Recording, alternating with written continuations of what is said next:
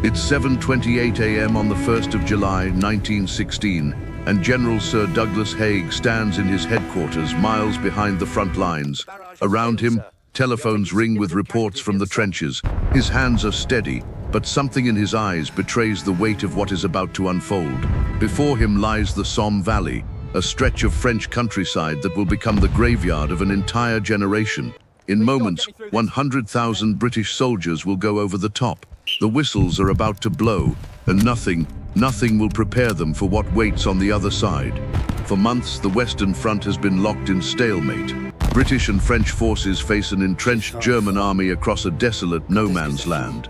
The Somme offensive is meant to be the breakthrough, the decisive blow that will shatter German lines and end the war. General Haig believes the preliminary bombardment has weakened the Germans.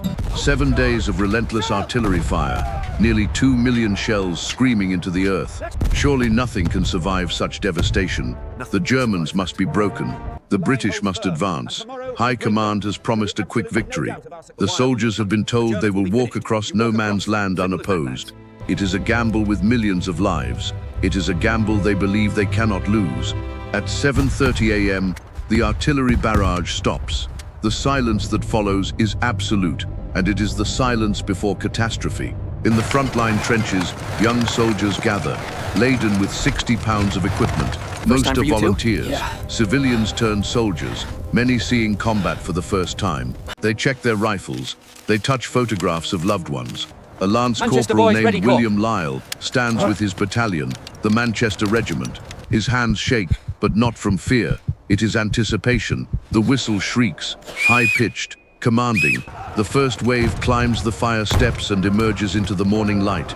They advance slowly, in perfect formation, as they have been trained, shoulder to shoulder, rifles held at port arms. They walk, not run.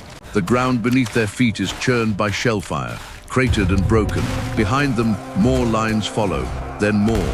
10,000 men, 15,000, 20,000. The German trenches are silent. For a moment, hope flickers. Perhaps the bombardment worked.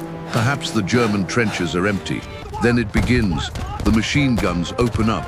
The sound is like nothing these men have ever heard. A sustained mechanical roar. Not one gun, dozens. The German wire, which the artillery was supposed to obliterate, still stands, unbroken, intact. The soldiers bunch up trying to find gaps.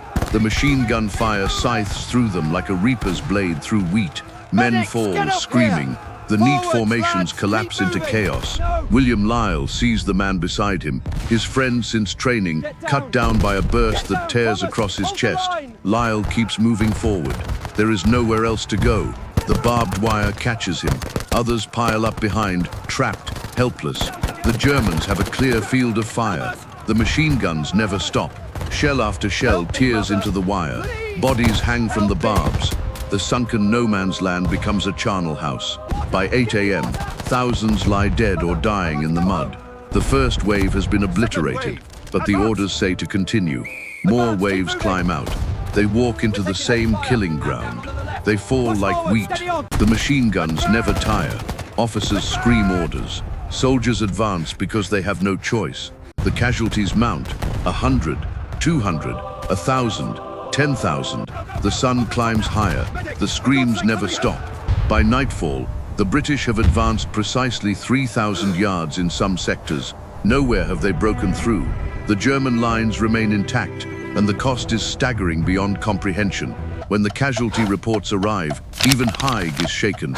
In a single day, 24 hours, the British Army suffers 57,470 casualties. Nearly 20,000 are dead. It is the single bloodiest day in British military history, a day that will never be forgotten, a day that will haunt a nation.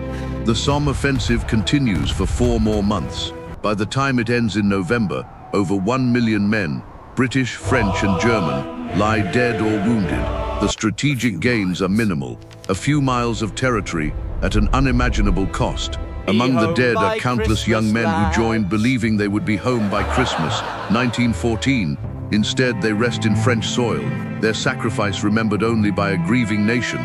Private Harry Fellows, a 19-year-old boy from Manchester, is reported missing on the first day. His body is never found. His family receives a telegram. His mother spends the rest of her life wondering if her son suffered or if death came quickly. She never learns the truth. General Haig survives the war and is later created an earl. He receives a hero's welcome in Britain. The true cost of his strategy is buried with the men in the mud. The Battle of the Somme becomes a symbol of the futility of trench warfare, of the disconnect between those who command and those who die, and of a generation lost to a conflict that solved nothing. Nearly a century later, the Somme remains a wound on the collective memory of Britain. The 19,000 men lost on the first day are not statistics. They are fathers, brothers, sons, and friends, whose names are carved into memorials across the country. Their sacrifice changed nothing on the battlefield, but it changed everything in how the world remembers war. Want to see more incredible stories of courage, sacrifice, and unbelievable moments from World War I? Subscribe and hit the bell icon so you never miss our next film, because history's most important lessons are written in the stories of those who lived it.